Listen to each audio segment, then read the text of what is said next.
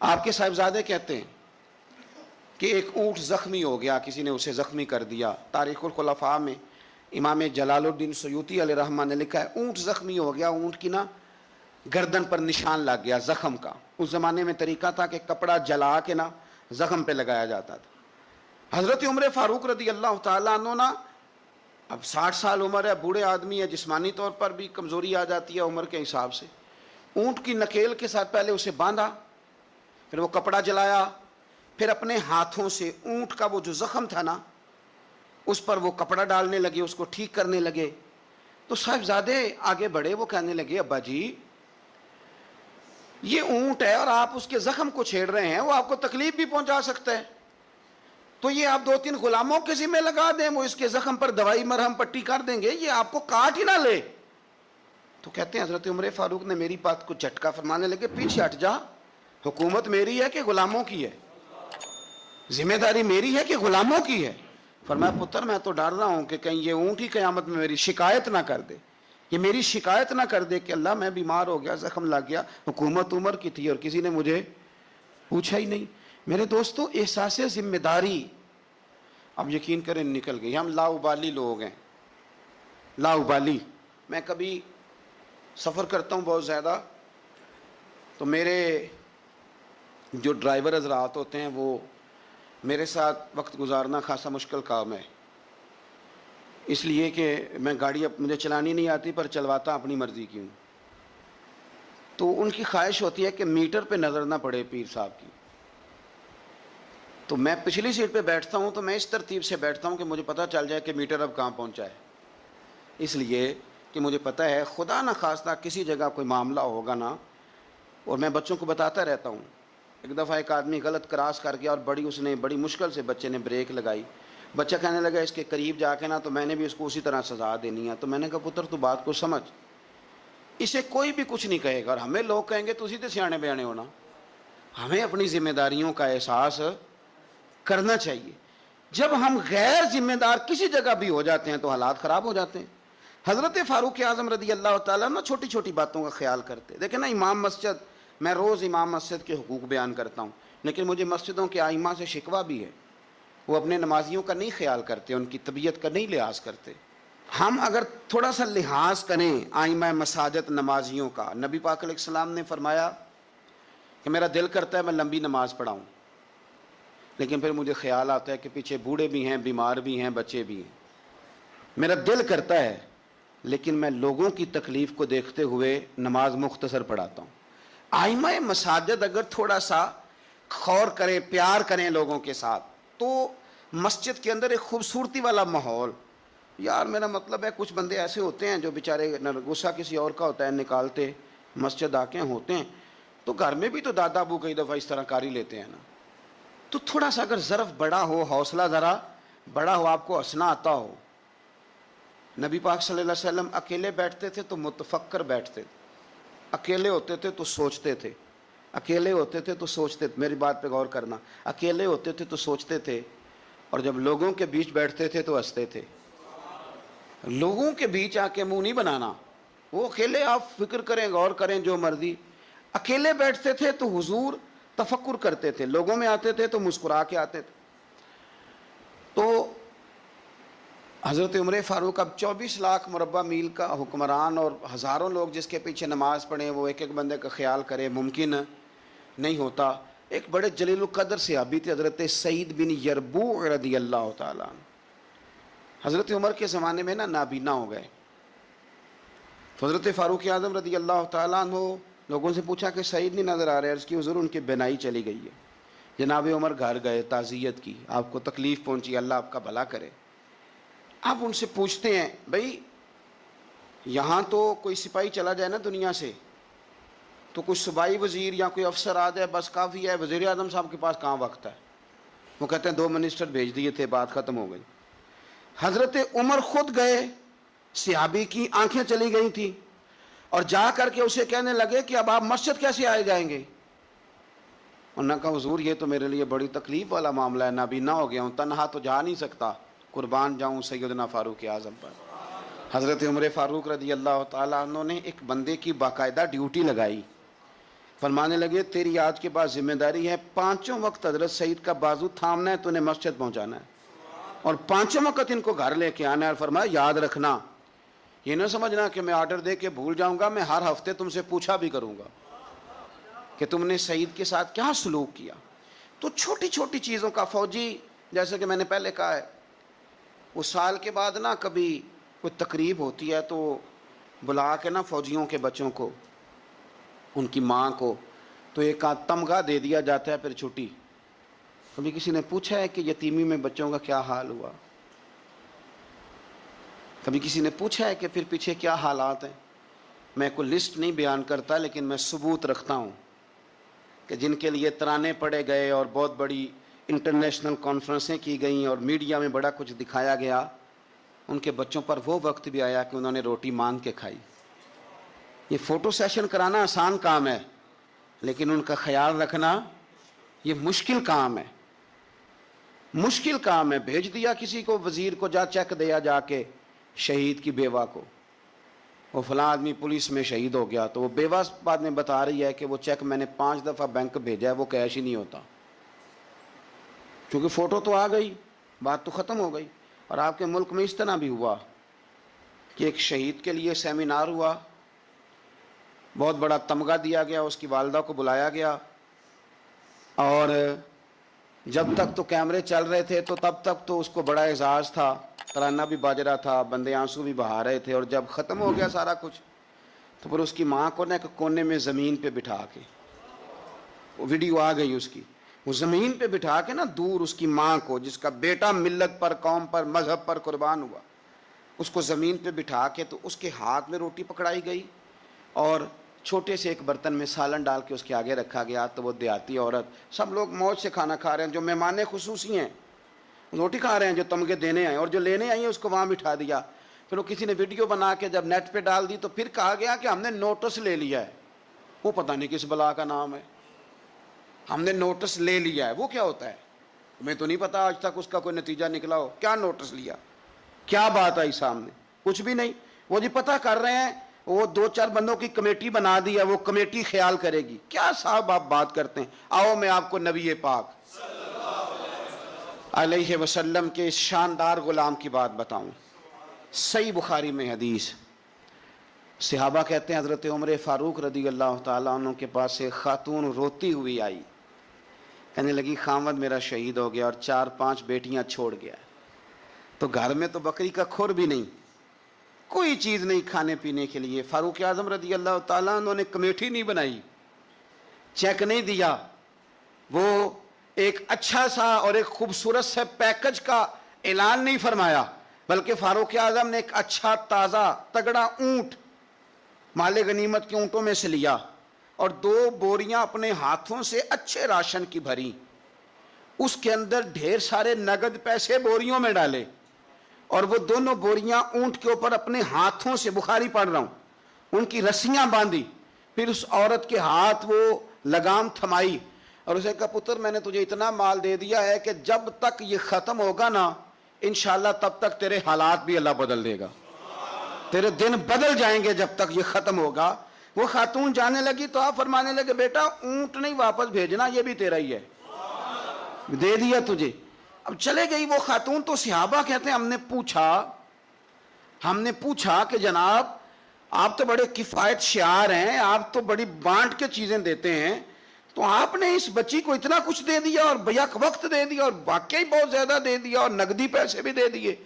حضرت عمر فرمانے لگے تم نہیں نہ جانتے، میں جانتا ہوں، یہ میرے نبی پاک کے صحابی حضرت خفاف بن ایمار رضی اللہ تعالیٰ عنہ کی صاحبزادی ہے، اور میں نے حدیبیہ کے مقام کے اس کے باپ کو حضور کی خدمت کرتے دیکھا ہے، میں نے انہیں جنگیں لڑتے دیکھا ہے، اس کے باپ کو، اس کے بھائی کو۔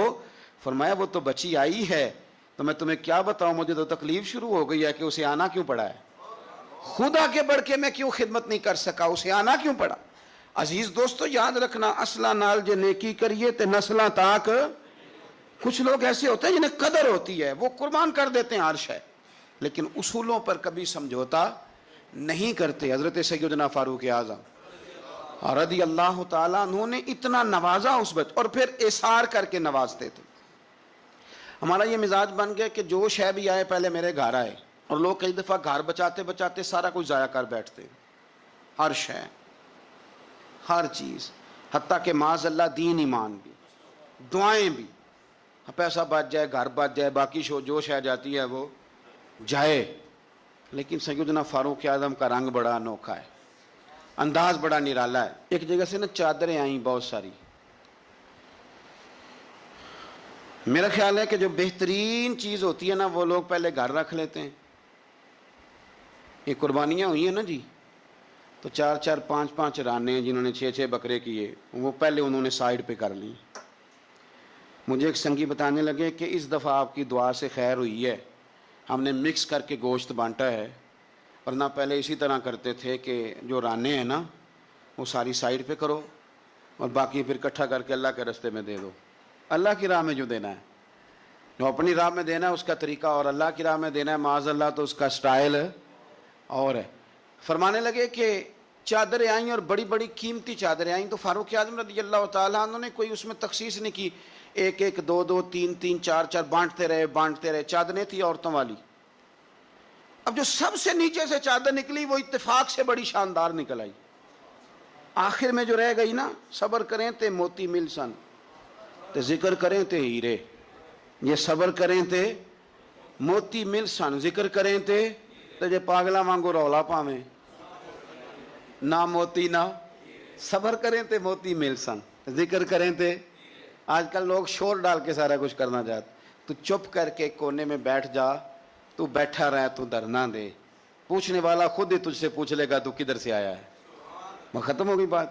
صبر کیا نا جب، وہ چادریں ساری، تو ایک چادر اب اپنے گھر والوں کے لیے انہوں نے چادر ابھی دینی تھی، وہ سب سے نیچے قیمتی چادر نکل آئی، تو چادر بڑی حسین ہے اور باری بھی حضرت عمر کی لگ گئی، ان کے گھر جانی تھی چادر ان کی اہلیہ کے لیے۔ تو ایک صحابی کہنے لگے یہ آپ کی زوجہ جناب ام کلثوم رضی اللہ تعالی عنہا پر بڑی جچے گی چادر، بڑی حسین ہے، اور یہ خاتون اول کو بڑی جچے گی۔ تو حضرت عمر کہنے لگے ام سلیت رضی اللہ تعالی عنہا ایک خاتون ہے، یہ چادر انہیں دوں گا۔ کہا ان کو کیوں دیں گے؟ فرمانے لگے اس لیے کہ احد میں جب بہت سارے لوگ زخمی ہو گئے تھے تو میں نے اس بی بی کو دیکھا تھا مسکیزہ اٹھا کے نبی پاک کے غلاموں کو پانی پلا رہی تھی، تو یہ خوبصورت چادر اس کے حصے میں آئے گی جس نے رسول اللہ کے دین کی خدمت کی۔ وہ حضرت عمر نے بتایا جو حضور کے دین کی خدمت کرتے رہے ہم ان کی خدمت کرتے رہیں گے۔ فوجیوں کو بھیجتے تھے نا جب آپ جہاد پر، تو پیچھے سے فوجیوں کے گھروں میں جاتے تھے صبح خود۔ میں پہلے کہہ چکا ہوں کہ یہ نہیں کہتے تھے کہ محکمے والوں کی ڈیوٹی لگا دی ہے، خود جاتے تھے اور فوجیوں کے گھر والوں سے پوچھتے تھے کوئی سبزی تو نہیں منگانی، کہ نہیں حضرت عمر کوئی سودا تو نہیں منگانا؟ تو وہ خواتین کہتی کہ ہاں زیتون لانے والا ہے، پنیر لانے والی ہے، گھی لانے والا ہے، ستوں کی ضرورت ہے۔ تو فاروق اعظم نے لسٹ پکڑی ہے، تو بازار میں آتے تو شور مچ جاتا، امیر المومنین آئے، لوگ پوچھتے آپ کیسے آئے؟ فرمانے لگے وہ فوجیوں کے گھروں میں سودا پہنچانا ہے۔ ایک دفعہ قحط بھی پڑا تھا حضرت عمر کے دور میں، عام الرمادہ اس کو کہتے ہیں، 8 9 مہینے بارش نہیں ہوئی تھی۔ حضرت عمر فاروق نہ شروع سے زیتون استعمال نہیں کرتے تھے، کچھ بندے کچھ چیزیں نہیں نہ کھا سکتے، ان کا مزاج نہیں ہوتا۔ میرا بھائی ہے گوشت نہیں کھاتا، میرا ایک بیٹا ہے سوائے گوشت کے کوئی شے نہیں کھاتا۔ اب یہ فرق ہے، کوئی کچھ کھاتا ہے اور کوئی کچھ کھاتا ہے، اب اس کا کیا کیا جائے؟ اپنا اپنا لوگوں کا مزاج ہے۔ ہمارے سامنے بہت سارے بندے بہت ساری چیزیں، اللہ کے فضل سے ناپسند کوئی شے نہیں، لیکن کچھ چیزیں انسان کی طبیعت پر سوٹ نہیں کرتی، اس سے وہ نہیں کھائی جاتی۔ یہ الگ بات ہے کہ لوگ پیر صاحب کو بلیک میل کرتے ہیں، کہتے ہیں کھائیں، ہم نے وضو کر کے پکائی ہے، یا آپ نے وضو کر کے پکائی ہے تو وہ جو دوائی کھا کے ہضم کرے گا، تو آپ مہربانی کریں، وہ نہیں کھانا چاہ رہا تو آپ اس کو تھوڑی سی گنجائش ہی دے دیں۔ تو حضرت عمر فاروق زیتون استعمال نہیں کرتے تھے، ان کی طبیعت کو تکلیف دیتی تھی۔ اب قحط کا زمانہ ہے، آپ کا مزاج تھا گھی کے ساتھ سالن پکتا تو کھاتے، تو قحط پڑا نا تو گھی بہت مہنگا تھا اور زیتون سستا تھا، تو حضرت عمر نے کہا سارے زیتون ہی کھائیں گے۔ گھر آ کے اپنی بیوی سے کہا کہ آج کے بعد ہنڈیا زیتون میں پکے گی، حالانکہ اس زمانے میں زیتون بہت سستا ہے۔ تو اہلیہ کہنے لگی بچے تو کھا لیں گے تو آپ کا کیا بنے گا؟ فرمایا میرا بھی کچھ نہیں بنے گا، میں بھی کھاؤں گا۔ اب ایک آدمی نے ایک چیز کبھی نہیں کھائی، پھر وہ روز کھانی پڑے، 4 5 دن بیت گئے تو پیٹ سے گڑ گڑ کی آوازیں آنے لگیں، اس نے پیٹ خراب کر دیا، تو حضرت عمر امیر المومنین اپنے پیٹ سے باتیں کر رہے ہیں، فرمانے لگے جتنا مرضی شور کر، اپنے پیٹ سے کہتے ہیں شور جتنا مرضی کر، گھی تجھے اسی دن ملے گا جس دن میرے نبی کی ساری امت گھی کھانے لگ جائے گی۔ کار شور جتنا مرضی تو نے کرنا ہے، یہ اسی دن ملے گا جس دن حالات نارمل ہو جائیں گے۔ ابھی کہتا ہے ابھی تجھے گھی مل سکتا، حالات نارمل ہوں گے تو ملے گا، کار شور جتنا تو نے کرنا۔ میرے بھائی یہاں تو لاک ڈاؤن ہوا، حالات بدلے، بڑی لوگوں کو پریشانی ہوئی، چاہیے تو یہ تھا نا کہ وزیر کے پاس جو 3 گاڑیاں پروٹوکول کی ہیں وہ 3 ہی دے دیتے، ایک رکھ لیتے جس میں سفر کرتے ہیں۔ لیکن ہمارے یہاں نا لوگ غریبوں کا درد بیان کرتے ہیں لیکن اس کا عملی اظہار، قحط کے دنوں میں آپ کا بیٹا تربوز کھا رہا تھا تو سیدنا فاروق اعظم نے پکڑ کے اس کے گردن پر ایک چپت مار دی، فرمانے لگے تو کتنا عجیب آدمی ہے کہ لوگ قحط میں پڑے ہوئے ہیں تو تربوز کھا رہا، خبردار جب تک سب لوگوں کو چیزیں نہیں مل جاتی اتنی دیر تک تمہیں یہ کھانے کی اجازت نہیں ہے۔ اور پھر حضرت عمر رضی اللہ تعالیٰ عنہ کے زمانے میں اس قحط کے دور میں بارش نہیں ہوتی، حضرت بلال بن حارث المزنی، یہ صحابی ہیں، مصنف ابن ابی شیبہ میں موجود ہے، یہ ختم کیسے ہوئی قحط، ختم کیسے؟ وہ گئے جا کے نا حضور کے روضے پہ حاضر ہوئے، حضور بارش نہیں ہو رہی مہربانی کریں، کہتے میں وہیں سو گیا، مجھے حضور خواب میں ملے اور فرمایا عمر کو میرا سلام کہنا اور اسے کہنا تو فکر نہ کر رب بارش عطا کرے گا۔ تو بارش ہوئی حضور کے روضہ نور پہ جانے کی برکت سے۔ اللہ کرے امت کے لیے روضے کے دروازے ہمیشہ کھلے رہے، کبھی بند نہ ہو، وہاں سے تو کرم ملتا ہے۔ تو جو آج حضرت عمر کے بارے میں ساری گفتگو ہے، ایک پہلو میں آپ کے سامنے رکھنا چاہتا ہوں کہ احساس ذمہ داری، لوگوں کے ساتھ ان کا رویہ۔ ایک قحط کے زمانے میں ہی دور سے کچھ لوگ آ گئے کہ چلو باہر قحط ہے تو مدینے چلتے ہیں، انہوں نے آ کے باہر ڈیرا لگا لیا، حضرت عمر کو پتہ چلا کچھ مسافر بھی آ گئے تو آپ نے کھانے پینے کا سامان اٹھایا، پشت پہ رکھا، کندھے پہ تو جا رہے ہیں۔ جناب ابو ہریرہ فرماتے ہیں عمر بھی تھے، ان کے خادم بھی تھے، میں نے پوچھ لیا کہاں جا رہے ہو تو کہنے لگے پیچھے مڑ کے ابو ہریرہ ہے، میں نے کہا جی، کہنے لگے ادھر آ یار میں تھک گیا ہوں، تھوڑا سا سامان تو بھی اٹھا، چل میرے ساتھ۔ کہتے میں نے تو پوچھ لیا تھا، میں بھی قابو آ گیا، وہ سامان اٹھایا، جہاں قافلہ ٹھہرا تھا وہاں گئے اور جا کر کے نا حضرت عمر نے مجھے کہا لاؤ لکڑیاں، کہتے ہم لکڑیاں اکٹھی کر کے لائے تو عمر نے خود آگ جلائی، پھر فاروق اعظم نے خود کھانا پکایا اور فرمایا جب وہ مہمان روٹی کھا رہے تھے تو عمر رو رہے تھے۔ ہم نے کہا حضور روتے کیوں ہیں؟ فرمانے لگے جب رب کے بھوکے بندے روٹی کھا لیتے ہیں تو اللہ راضی بڑا ہوتا ہے۔ تو سوچتا ہوں مجھ چھوٹے آدمی کو رب کریم نے کتنا اعزاز دیا ہے کہ میری وجہ سے آج ان بھوکوں نے کھانا کھایا۔ تو میرے عزیزو، جناب فاروق اعظم نے ہمیں یہ درس دیا کہ احساس ذمہ داری زندگی میں پیدا کریں۔ ہم نے بہت سارے کام اس لیے خراب کیے کہ ہم سست ہو گئے، ہم نے وہ ذمہ داری کسی اور کی لگا دی، ہم نے ساری زندگی پروٹوکول تلاش کیا، عزت تلاش کی، ہم نے لوگوں کو شیشے میں اتارنے کا طریقہ سیکھا، اس نے بے سکونی بھی پیدا کی معاشرے کے اندر، ہمیں بھی تکلیف میں رکھا، دوسروں کو بھی تکلیف میں رکھا۔ اگر مخدوم بنو گے، خدمت کرانے کا مزاج بناؤ گے تو ساری زندگی تکلیف میں رہو گے، اور اگر خادم بن جاؤ گے تو پھر تو ذہن بن جائے گا کہ میں نے کھلاتے ہی رہنا ہے۔ حضرت عمر فاروق نے بتایا لوگوں کو کہ قوم کا سربراہ قوم کا خادم ہوتا ہے، انہیں خدمت کر کے لوگوں کو بتایا کہ اس طرح کر کے اگر اپنی زندگی کو ترتیب دو گے نا پھر تمہارے لیے جینا آسان ہو جائے گا۔ اور کسی بڑے آدمی کا طریقہ بھی یہی ہوتا ہے کہ وہ اس طرح کے طریقے اپنائے کہ ذوق بڑھے۔ حضرت عمر کو لوگ کام کرتے ہوئے دیکھتے تھے تو ان کا ذوق بڑھتا تھا، ان کا بھی دل کرتا تھا۔ وہ کہا تھا نا اقبال نے، وہی ہے تیرے زمانے کا امام برحق جو تجھے حاضر و موجود سے بیزار کرے اور موت کی شکل میں دکھلا کے تجھے جلوہ یار زندگی تیرے لیے اور بھی دشوار کرے۔ نبی پاک صلی اللہ تعالی علیہ وسلم نے ارشاد فرمایا کہ جو میرے اہل بیت کے ساتھ اچھا سلوک کرے گا میں خود قیامت کے دن اسے صلہ عطا کروں گا۔ یہ حدیث مولا علی شیر خدا سے روایت ہے، اور جو اگلی حدیث اعلیٰ حضرت نے لکھی ہے تاریخ بغداد کے حوالے سے، اس حدیث کے راوی امیر المومنین حضرت عثمان غنی رضی اللہ تعالی، حضرت عثمان غنی راوی ہیں۔ اور ذرا جملے دیکھیے، نبی پاک صلی اللہ علیہ وسلم نے کیا فرمایا؟ یہاں اہل بیت کے لفظ نہیں، پچھلی حدیث میں اہل بیت کا لفظ تھے، یہاں اہل بیت کے لفظ نہیں۔ اللہ کے محبوب صلی اللہ تعالی علیہ وسلم فرمانے لگے جو شخص بھی عبد المطلب کی اولاد کے ساتھ دنیا میں کوئی نیکی کرے، میرے دادا کی اولاد کے ساتھ، فرمایا جو بھی عبد المطلب کی اولاد کے ساتھ دنیا میں کوئی نیکی کرے. او یار سننا، کبھی اس طرح بھی ہوتا ہے، کبھی اس طرح بھی کہ بیٹی غریب ہو، میں مثال دے کے بات سمجھانے لگا ہوں، یا بچے کسی جگہ بھی وہ تعلیم حاصل کر رہے ہوں تو باپ جاتا نہیں کنٹین پہ جا کے کہہ دیتا ہے کہ میرے بچے جو مانگے دے دینا، مہینے کے بعد بل بنے گا تو میں ادا کر دوں گا، یا جو مانگے دے دینا. ٹیچر سے کہتا ہے بچے کو چیزیں مانگ دے دینا، پیسے میں دے دوں گا، میرے جو بچے ہوئے. دیکھو حسن، دیکھو میرے رسول پاک علیہ السلام نے جو بیان کیا. اللہ کے محبوب صلی اللہ علیہ وسلم فرمانے لگے جس نے عبد المطلب کی اولاد کے ساتھ دنیا میں کوئی نیکی کی، فرمایا اس کا صلہ مجھ پر لازم ہے، اور صلہ میں اسے تب دوں گا جب قیامت میں میری اور اس کی ملاقات ہوگی. جب قیامت میں میری اس سے ملاقات ہوگی تو میں خود اسے صلہ دوں گا، میں خود اسے صلہ دوں گا، میں صلہ دوں گا. قربان جائیں اعلیٰ حضرت بریلوی پر. اعلیٰ حضرت فرمانے لگے جو حضور نے دینا ہے وہ تو دینا ہی ہے، اور پتہ نہیں کیا کچھ دینا ہے. فرمانے لگے اتنا تھوڑا ہے کہ حضور نے فرمایا جو عبد المطلب کی اولاد سے نیکی کرے وہ قیامت میں مجھ سے ملے گا. تو یہ بہت بڑا صلہ نہیں کہ جو حضور کی اولاد سے پیار کرے وہ قیامت میں حضور سے ملے گا. جان دے دی وعدہ دیدار پر، تو وعدہ کریں دیدار کا، جان دینے کو تیار ہیں.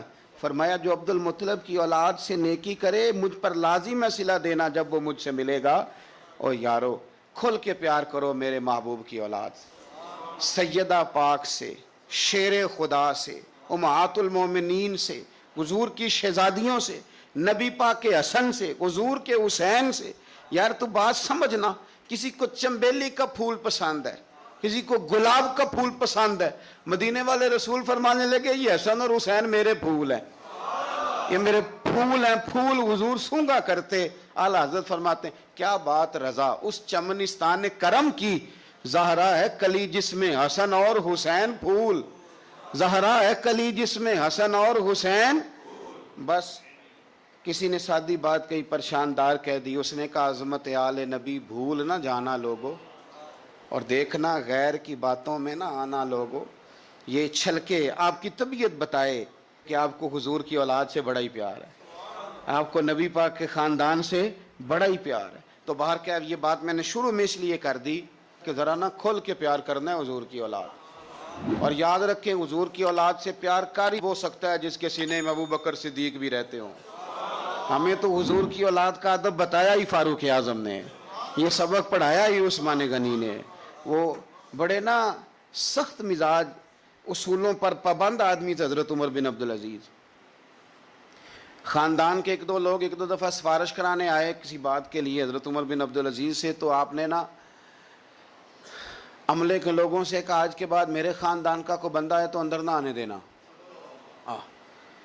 یہاں کوئی اقربا پروری نہیں چلے گی، خبردار کوئی قریب نہ آئے. لیکن ایک دن نا امام حسن کی اولاد میں سے ایک شہزادے آ گئے. جناب عمر بن عبدالعزیز کو پتہ چلا امام حسن کی اولاد ہے.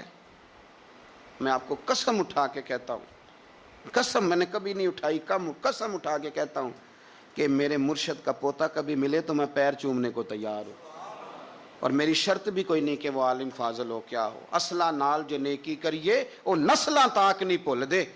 جن لوگوں نے کرم ہمارے اوپر کر دیا پھر ہم ان کی قرآن نے نہیں کہا وَقَانَ أَبُوهُمَا صَالِحًا. موسیٰ کہتے ہیں میں اس لیے دیوار سیدھی کر رہا ہوں، بچوں کا خزانہ ہے، اور ان کا باپ نیک آدمی تھا، وہ 7ویں پشت میں نیک تھا، تو اتنی قدر ہو رہی ہے. مجھے اپنے کسی استاد کا بچہ فون کر دے تو میں چپ کر جاتا ہوں، میں کہتا ہوں یار بات ٹھیک ہے، اصلہ نال جو نیکی کریے تو نسلاں تاک نہیں بھول دے. تو امام حسن رضی اللہ تعالیٰ عنہ کی اولاد میں سے ایک شہزادے آ گئے، حضرت عمر میرا خاندان کا بندہ کوئی نہ اندر آئے. کسی نے کہا یہ امام حسن کی اولاد ہے. تو جناب عمر بن عبدالعزیز نے ممبر چھوڑا، تخت چھوڑا، شہزادے کو تخت پہ بٹھایا، پھر دونوں آنکھوں میں آنسو اور دونوں ہاتھ باندھ دیے. کہنے لگے شہزادے آج کے بعد آپ نے آنا نہیں، کوئی حکم ہو تو رکھا لکھ دیں، اور اگر پھر بھی مجھ سے ملنا ہو تو مجھے حکم کر دے، عمر بن عبدالعزیز چل کے آپ کے پاس حاضر ہو جائے. تیری نسل پاک میں ہے بچہ بچہ نور، تو ہے عین نور تیرا سب گھر، تو ذرا ہوش سے ذرا تھوڑا سا نا ہماری کیفیت بتائے کہ ہمیں حضور کی اولاد سے بڑا ہی پیار ہے. اور ایک بات اور، سید کا بس صحیح العقیدہ ہونا شرط ہے.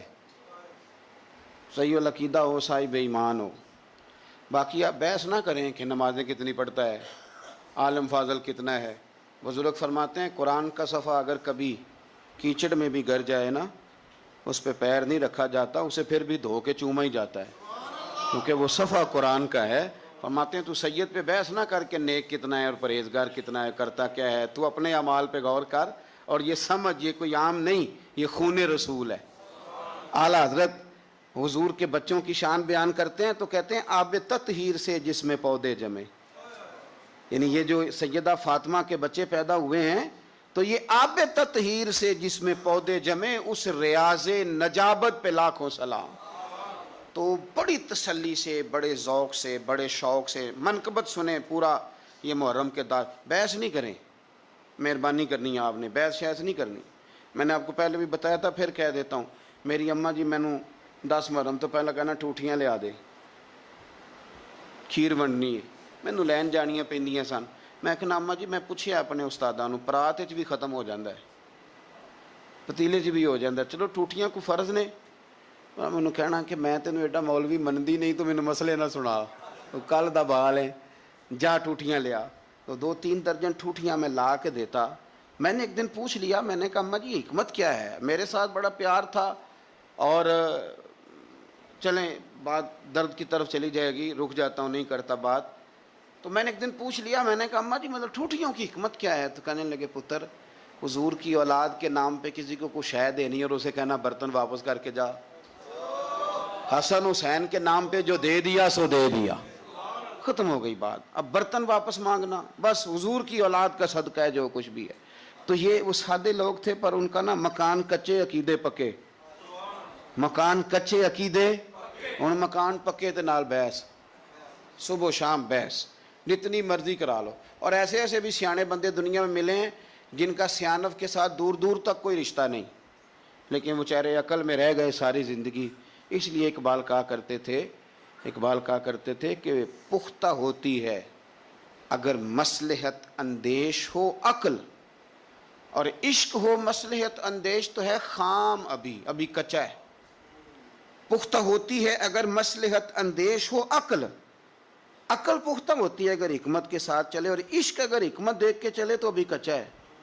اور آگے اس کی وجہ بھی اقبال بیان کرتے ہیں اگلے شعر میں، پختہ ہوتی ہے اگر مصلحت اندیش ہو عقل، اور عشق ہو مصلحت اندیش تو ہے خام ابھی. بے خطر کود پڑا آتش نمرود میں عشق، عقل تھی محو تماشائے لبے بام ابھی. عقل تو ابھی سوچ رہی تھی کہ جانا چاہیے کہ نہیں جانا چاہیے، تو عشق نے چھلانگ لگا بھی دی تھی. حضرت ابراہیم نے چھلانگ، وہ کہا تھا جبریل امین نے آپ دعائی کر لیں، تو فرمانے لگے اللہ کو نہیں پتا. کہوں تو تب نہ جب اسے پتہ نہ ہو. تو بے خطر کود. بہرحال دل میرا کہہ رہا ہے ادھر ہی رہ جاؤں، پر بات حضرت عمر کی کرنی ہے نا. حضرت فاروق اعظم جو ہے نا، حضرت عمر فاروق مسلمانوں اور مومنین کے لیڈر تو ہیں، لیکن حضرت عمر فاروق انسانیت کے رہنما ہیں بہت بڑے. حضرت عمر جس ہستی کا نام ہے، اس بندے نے انسانیت کے اصول وضع کیے، انسانیت کے. حضرت فاروق اعظم نے لوگوں کی بھلائی اپنا ذوق بنا لیا تھا، اور قرآن مجید نے کہا جو ایمان لانے کے بعد اچھے عمل کرے یہی ساری مخلوق سے بہتر لوگ. ان الذین آمنوا وعملوا الصالحات اولئک هم خیر البریہ. جو ایمان لانے کے بعد اچھے اعمال کرے وہی ساری مخلوق سے بہتر ہے. حضرت عمر نے نا ایک ذوق بنا لیا تھا کہ میں نے اللہ کے بندوں کی خدمت کرنی اور اپنی ذمہ داری کو ادا کرنا. ہمارے ہاں معاشرے میں بہت سارے کام اس لیے خراب ہوتے ہیں کہ ہم نا احساس ذمہ داری بھول جاتے ہیں. میرا ادارہ ہے نا تو میری ذمہ داری ہے، اس کے اندر کوئی کمزوری ہوتی ہے، کوئی غلطی ہوتی ہے، تو وہ اس کی سب سے بڑی وجہ یہ ہوتی ہے کہ میں سست ہو جاتا ہوں. مجھے پتہ ہے بہت سارے کام کئی دفعہ میں دیکھتا ہوں کہ صحیح نہیں ہوئے، تو بعد میں جب میں اندازہ لگاتا ہوں تو مجھے پتہ ہوتا ہے کہ یہاں میں سست ہو گیا. اگر میں کم سو لیتا 2 گھنٹے تو یہ کام ٹھیک ہو جاتا. یہ بہت سارے وزیر مشیر اور بہت سارے پیر الا ماشاءاللہ ان کے نیچے کیوں خرابی ہو جاتی ہے بہت ساری؟ وہ اس لیے کہ وزراء کا مزاج نہیں ہوتا اے سی والے کمرے سے باہر نکلنے کا، تو باہر جو طبقہ ہوتا ہے وہ پھر مرضی کرتا ہے۔ اگر یہ کڑی نگرانی کرے، ان کا ذوق بنے اور سستی چھوڑیں۔ ہمارے ہاں کئی دفعہ ایسے ہوتا ہے، ہم بہت ساری ذمہ داریاں کبھی بچوں کی ماں پہ ڈال دیتے ہیں، کبھی جو ہے وہ چھوٹے بھائی پہ ڈال دیتے ہیں، کبھی کسی پہ ڈال دیتے ہیں، اس سے بڑے بڑے نقصانات ہوتے ہیں، بڑے بڑے۔ کسی دوست پہ کوئی ذمہ داری ڈال دی، وہ تیرا یار ہے، تیرا مخلص ہے، وہ سارا ٹھیک ہے، اور اس بیچارے کی ایک کمزوری یہ ہے کہ اس کے ساتھ ایک شیطان بھی رہتا ہے۔ ضروری نہیں کہ وہ جان بوجھ کے کوئی غلطی کرے، اس کی نگرانی کر، اس کا احتساب کر، اس پر توجہ دے کہ وہ کیا کر رہا ہے۔ حضرت فاروق اعظم رضی اللہ تعالیٰ عنہ نے چھوٹی چھوٹی باتوں پہ توجہ کی، اور آپ نے ایک اصول بنایا۔ ایک اصول آپ کو یہ مل جائے گا، ابن جوزی علیہ رحمہ نے اس کو لکھا۔ حضرت عمر فرمایا کرتے تھے کہ حکومت چونکہ میری ہے تو ذمہ داری بھی، یہ نہیں فرماتے تھے کہ اداروں سے پوچھوں گا، متعلقہ آدمی سے پوچھوں گا، یہ نہیں فرماتے تھے۔ میں اس محکمے کے سربراہ کو، اس منسٹری کے وزیر کو، یہ بات نہیں ہوتی تھی۔ حکومت میری ہے تو ذمہ داری بھی میری ہے۔ حضرت عمر فاروق رضی اللہ تعالیٰ عنہ نے قانون بنایا، اور اس کو آپ سن لیتے ہیں، کبھی اس کو سمجھنا۔ انسان کو جو روٹی ملے گی، چھت ملے گی، دوائی ملے گی، کپڑا ملے گا، یہ ساری باتیں ٹھیک، لیکن حضرت عمر فرمانے لگے کہ اگر کوئی کتا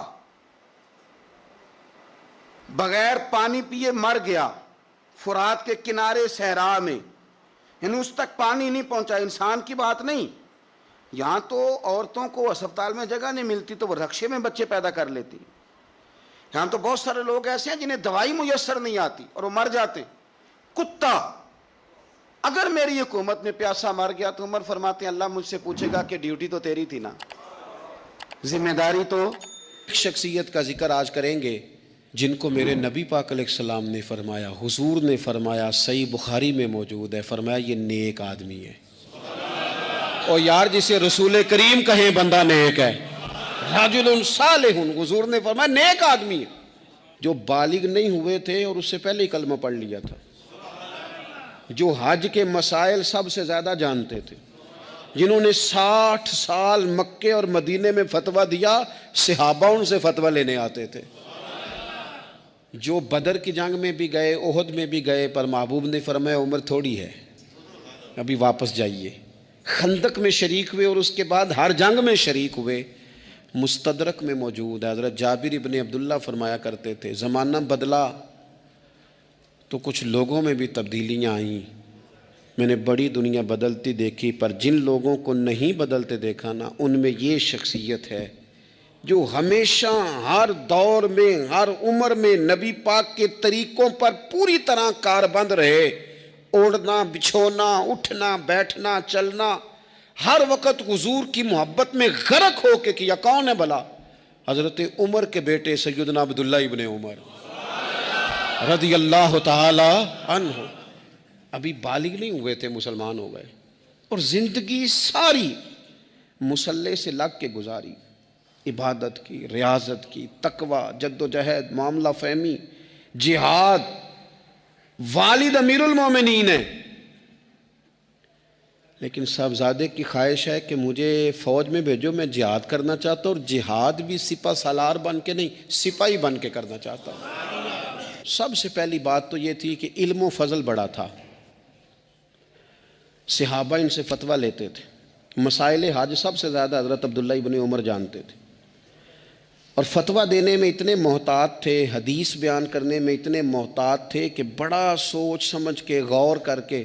صحابہ فرمایا کرتے تھے یہ واحد بندہ ہے کہ جو 1 منٹ سے پہلے کہہ دیتا ہے، سب سے زیادہ مسائل آتے ہیں لیکن 1 منٹ سے پہلے کہہ دیتے تھے اس مسئلے کا مجھے نہیں پتا، تحقیق کروں گا، اگر پتہ چل گیا تو بتا دوں گا، فوراً کہہ دیتے تھے۔ ایک دفعہ ایک صاحب نے مسئلہ پوچھا تو چپ کر گئے، سوچنے لگ گئے۔ ہمارے ہاں نا لوگوں کو حاضر جواب کہلانے کا شوق ہے، یہ شوق بڑا خطرناک ہوتا ہے۔